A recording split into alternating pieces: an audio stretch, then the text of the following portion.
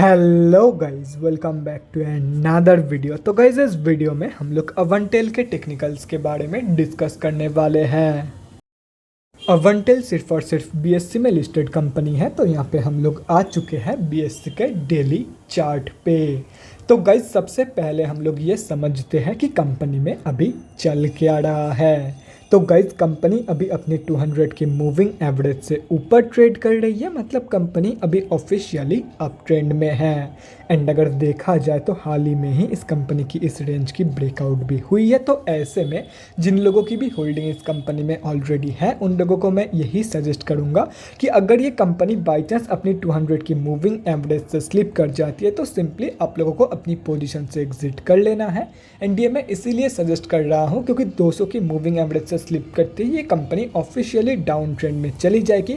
And down trend में कब तक ये कंपनी रहेगी वो किसी को नहीं पता है। एंड कहाँ तक कि ये कंपनी फॉल शो करेगी वो भी कोई नहीं बता सकता है। तो इसीलिए मैं आप लोगों को यही सजेस्ट करूंगा कि सिंपली आप लोगों को एग्जिट कर लेना है। बाकी अगर फिर भी आप लोग होल्ड करके रखना चाहते हो तो ये एंटायरली सब्जेक्टिव है।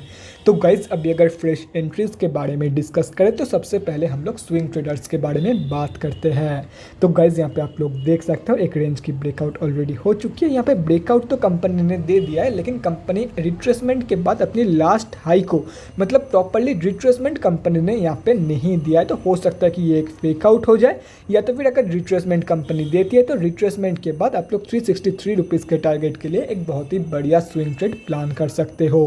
और वहीं पे अगर ये फेक आउट होके यहीं पे कंसोलिडेट करने लग जाती है तो सिंपली वेट करो कि कंसोलिडेशन के बाद होता क्या है। अगर कंसोलिडेट करते करते ये कंपनी 363 के ऊपर क्लोजिंग कर देती है तो कंपनी ने इस रेजिस्टेंस को सक्सेसफुली क्रॉस किया है।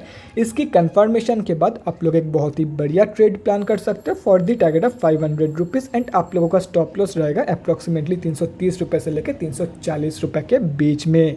और अगर एकदम ही स्ट्रिक्ट स्टॉप लॉस लगाना चाहते हो तो 350 रुपये के आसपास भी आप लोग लगा सकते हो। और वहीं पे अगर कंपनी यहाँ पे फेक आउट के बाद कंसोलिडेट करते करते 238 रुपीज़ की सपोर्ट लेवल से स्लिप कर जाती है तो simply wait for the reversal from the support of 166 rupees.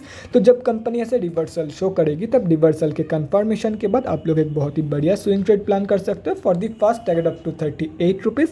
And second target होगा 200 की मूविंग एवरेज।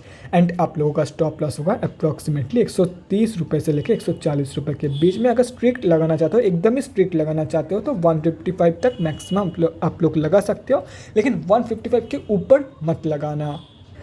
तो अभी अगर शॉर्ट टर्म ट्रेडर्स के बारे में डिस्कस करें तो देखो guys, simply wait for the breakout of this high. जब कंपनी इस हाई को तोड़ेगी उसके बाद ही आप लोगों को इस कंपनी में शॉर्ट टर्म ट्रेड लेना है। और अगर एक्स्ट्रा सेफ खेलना चाहते हो तो simply wait for the breakout of this high. मतलब जब ये कंपनी 363 रुपीज़ के ऊपर क्लोजिंग करेगी प्रॉपरली ऑन डेली बेसिस, उसके बाद ही आप लोगों को शॉर्ट टर्म ट्रेड प्लान करना है।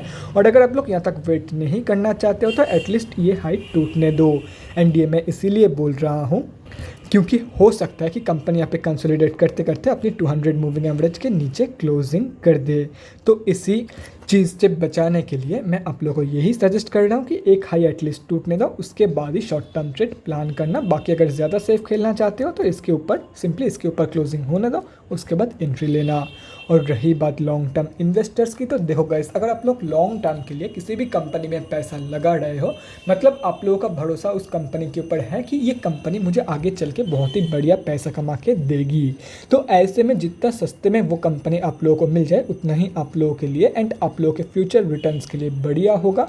तो ऐसे में अगर ये कंपनी आप लोगों को 238 रुपीज़ के आसपास मिल जाती है तो बहुत ही बढ़िया है। एंड अगर बाई चांस कंपनी यहाँ तक की फॉल शो नहीं करती है तो एटलीस्ट आप लोग इस रेंज पे 265 टू 70 रुपीज़ के रेंज पे ही रखने की कोशिश करना अपनी एंट्री प्राइस। लेकिन 300 रुपये के ऊपर बाइंग कंसिडर मत करना for long term. As of current technicals 300 रुपये के ऊपर बाई मत करना।